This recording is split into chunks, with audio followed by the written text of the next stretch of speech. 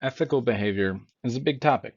It's pretty broad. There's a lot of things that include ethics. So let's start with a story.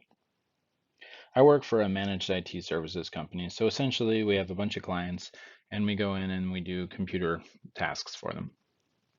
I went to one and it was actually a sheriff's office, and they had gotten attacked by ransomware, an ethical dilemma in itself, at least for the people who had the ransomware, and they needed to reinstall Windows and reinstall Office. When I get to reinstalling Office, I asked them for the key. They had gotten it from another IT company, and once I got the key, I did a little research and realized it was actually a pirated key, and they had been stolen. It had been stolen, and they had been sold stolen software. This obviously was not good ethics. So that leads us to really a question of what is ethical behavior. Business Dictionary essentially defines it as ways that are consistent with society and accepted norms. Usually includes things such as honesty, fairness, equality, treating everyone with respect and dignity, those sorts of things. In an article by Gone in 2015, he stated that it's really the goodness and the badness. Very, very simply put, it's just what we find to be good and bad. Do we need ethical behavior? That's a good question. But when you start to look at everything that's based on ethics and being honest and fair and doing the right thing, you realize it's the foundation of good relationships. Our interpersonal relationships with friends, with colleagues, with coworkers really depends on honesty and knowing that they say what they mean and you say what you mean. In a business relationship, just as with the sheriff's office, they rely on good ethics. They didn't have it, so they're starting a relationship with a new company where they can have it. And even on a global level, where you have nations that when you do a contract or when you do a treaty, that they're going to abide by that treaty. Ethics really matter everywhere. There isn't a spot that ethics don't matter. They really need to be kept up and important in all places. Obviously, though, globally, ethics are still lacking. In nearly every country, lying was considered the most popular form of misconduct. Popular um, so much so that in the US, 1 in 5 people are most likely lying to someone, whether it's a customer or a vendor or the public. That means if you go in a room and there's 10 employees there, there's a good chance 2 of them are lying. That's a terrible statistic. Global software piracy, which is another form of misuse and mistrust, is 39% as of 2015. It actually had come down, according to the unlicensed software database of 2016, from 43% in 2013, but it's still a really high statistic. Unfortunately, also ethics are lacking corporately. Many people have heard about recently Apple and Amazon and Google. They all have their Google Assistant, Siri, Amazon Echo, and they have been recording conversations that people have, trying to figure out what those people are saying and whether or not it's relevant. Unfortunately, they were sending those out to third-party contractors and having humans listen to them, which is a breach of privacy, and didn't tell anyone. All of them have stopped since then, but mostly because they were caught, it would seem. Obviously, otherwise in the news, 10 years ago, the subprime mortgage meltdown, where people were borrowing things they couldn't afford, and banks were giving loans to people who shouldn't have been able to afford it, and then everyone was bundling it together and saying it was a good thing. This is noted from Barnes in an article in 2019, and also Segal in 2019 talks a little bit about Enron and their misuse of funds and essentially saying they had money and assets that they didn't, along with Kenton in 2019 talking more about WorldCom, which was also essentially saying its expenses were actually investments, and this was all supported by Arthur Anderson, who was their accountant. And so there was a lot of corporate uh, misuse and mistrust. It means personally there can be ethics that are lacking. In 2015, Cronin noted that 62 to 85% of students have cheated in some form.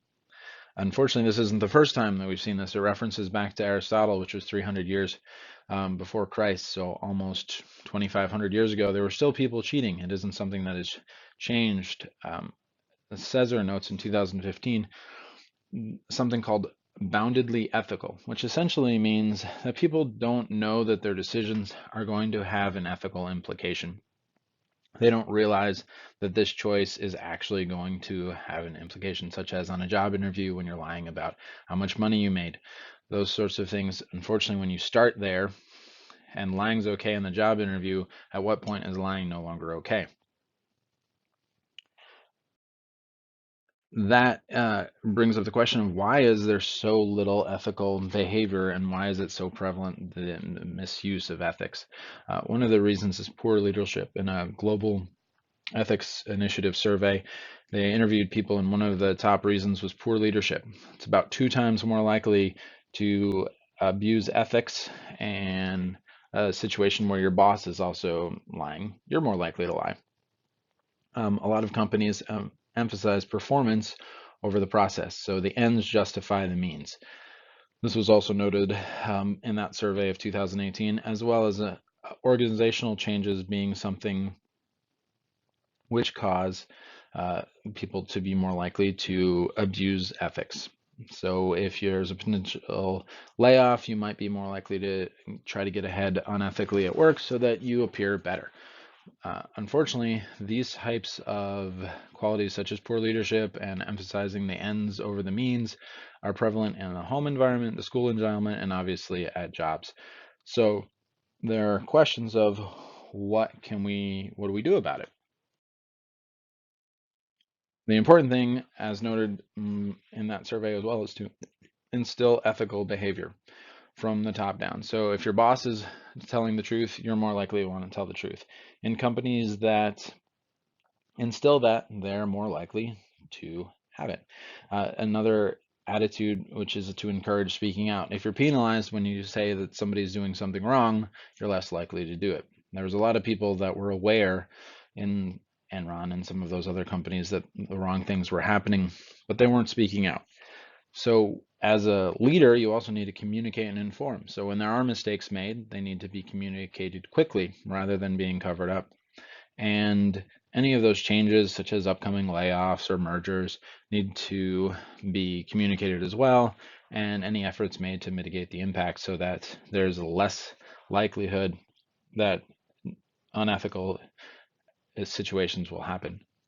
And of course, both in the home and in the job and in the school, we have to emphasize the process, not the result.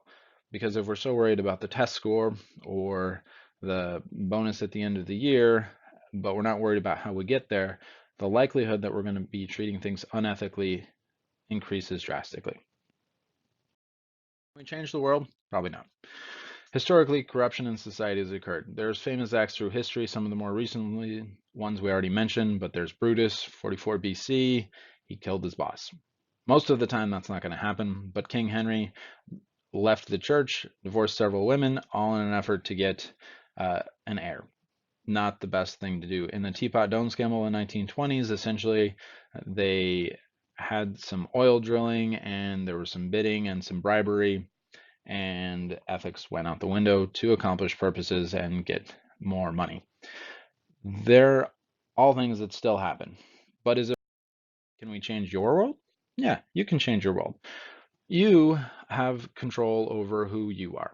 That's the most important thing. If you want to be honest and kind and respectful and take good care of people, you can do that. And you can impact your friends and your family, and you can be an impact at work. But you can also choose wisely to make sure that the people that you are with are the people that are going to receive your impact, but also impact you in a positive way. We don't want to hang out with the people that are likely to bring us down. We want to hang out with the people that will encourage us to be kind, to be fair, and to increase our sense of ethics. In conclusions, ethics matter everywhere, whether it's at work, at home, uh, in your global culture, hanging out with friends. Ethics bind and shape our relationships. Personally, as I said, with our friends, it makes a difference. And as we increase those things personally, we're going to carry that over into the corporate world. As the corporate world expands, global culture may change. I don't know, but I can hope. And it only takes one person to start. My resources that we have, quite a few of